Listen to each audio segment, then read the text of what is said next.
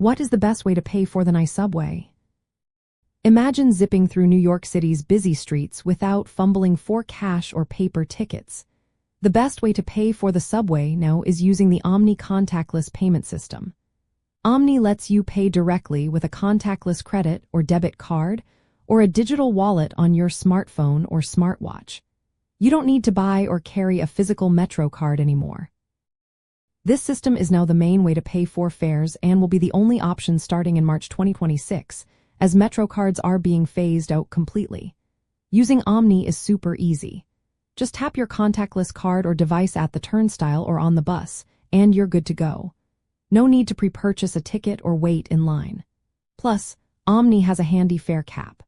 After spending $30 in a rolling 7-day period, your rides become free. This means after your 12th ride in a week, you won't pay anything extra. Omni works on all subway lines, buses, Staten Island Railway, and other transit modes operated by the Metropolitan Transportation Authority. If you don't have a contactless card or device, you can buy an Omni card. It's a plastic card you tap just like your bank card. Keep in mind, cash is no longer accepted on the subway or buses, so having a contactless payment method is essential.